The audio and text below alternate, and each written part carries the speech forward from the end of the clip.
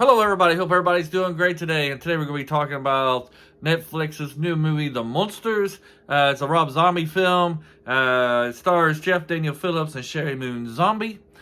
I don't know if you've watched this, or if you've watched this. For me, it kind of felt like one of those Ernest Goes To type of movies. You know, those movies starring Jim Vernon. You got Ernest Goes to Camp, Ernest Goes to Jail, Ernest Scares Stupid. There were pretty big hits back in the 80s, early 90s type things.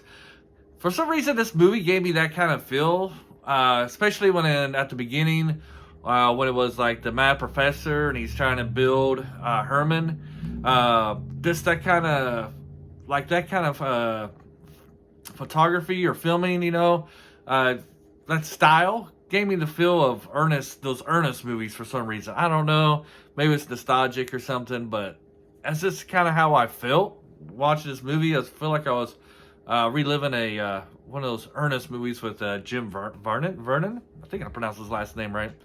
Anyways, The Munsters is like a prequel to the sitcom, in which we see how Herman was built and then how him and Lily met, and their lifestyle back in Transylvania.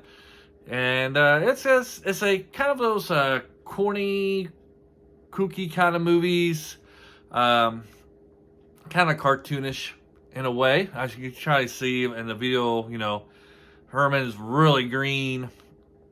The father-in-law, the Count, is really blue. So it is kind of cartoonish, kind of kooky a little bit. I mean, if I was doing an Addams Family review, I would be like a pun, kooky and they're spooky kind of thing. Anyways, let's get into this. I felt like this is a family movie, so this would definitely be more geared to. I think if I was a teenager, I probably would have liked it a little more, because my teenager sense of humor, well, at least my sense of humor when I was a teenager. This kind of stuff I found hilarious. Back when Hot Shots was made, those scary movies were made, those kind of movies, everything's like really hilarious. So I felt like if I was younger, this would be would be funnier. Pardon the bad English there. But I think as a family, if you watch this as a family, the family would enjoy it a little more. I do feel like Rob Zombie did get these characters pretty good. It's been a while since I've seen the black and white version of the Munsters. It's been a few years. But like the interaction between Herman and the Count is like it was in those movies, in the TV show. The Count didn't really approve of Herman as his son-in-law. And it was always kind of like those, little bit of bickering between the two, as the Count always kind of thought like Herman was kind of dumb and stuff. And, Herman, always laughed at these silly jokes at himself. He was still joking, he would start laughing. You get this in this show, as he's kind of like a wannabe comedian type thing. There's some things I didn't really agree with. Maybe it was just because of Rob Zombie's background, but we see that, a little bit of a slight spoil. Herman was comes like a rock and roll star a little bit, and stuff. So that's kind of probably a little bit of Rob Zombie's background. I don't know if that's why he put it in there or not. But it's just, that's just in there. And then, I thought Sherry Moon did a pretty good job playing Lily. She's head over heels for her Herman. And, I thought that the interaction between those two were pretty good. Was great, for the acting for this type of show is good. I don't know if you really can make it like a great Munsters movie per se. I guess you could if you kind of thought a little bit out of the box and maybe change the characters a little bit. But for what it is, I think it got the spirit of the TV series pretty good. I thought so. If you enjoy the Munsters, I think you might enjoy this. It starts off really bad, though. The show starts off really bad, and it gets a little better. I mean, it is something that wouldn't say this is definitely not a must-see movie. even if you're a fan of the show. I think you would enjoy some of it, especially later on, like the last half hour or so.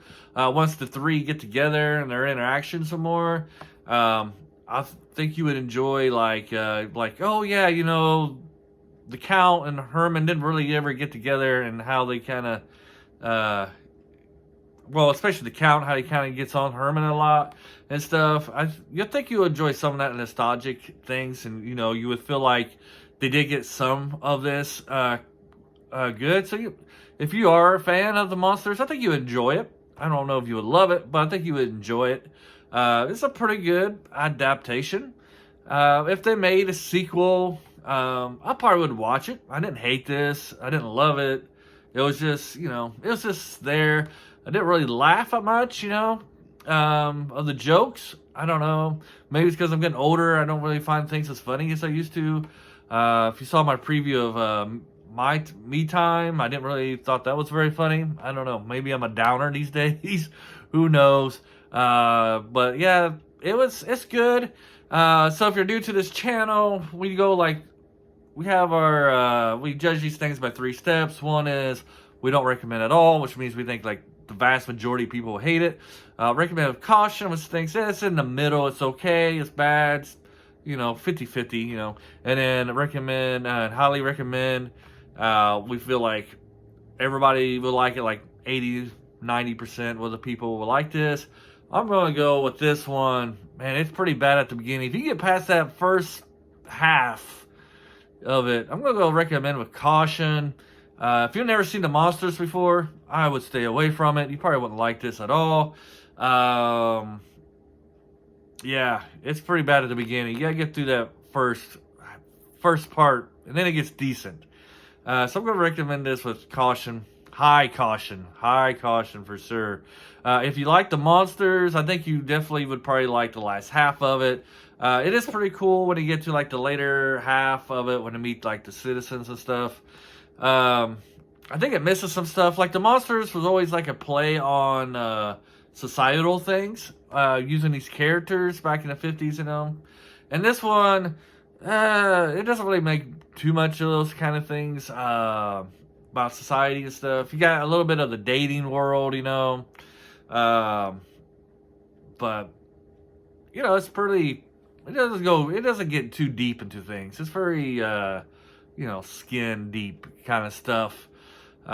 Which is good. You know, I like those kind of things. We don't need all these shows to be political and stuff like that, and societal and stuff. It's nice just to watch a movie and enjoy it. And you get this with this one, pretty much.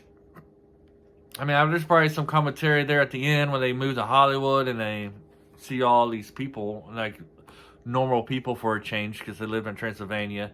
It's almost like a live action Hotel Transylvania. You know those shows with Adam Sandler? It's kind of like that a little bit. But yeah, so yeah, caution this, highly caution. I think, yeah, if you like the Munsters, I think you'll like the second half for sure. Just fight through that first half. It's very cringeworthy.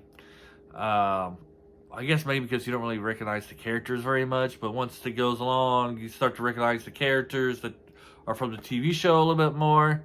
Like I said, if they did make a sequel, I probably would watch it. Because I'm just interested to see what they would do with these characters, and hopefully, I don't know, where would they go with it.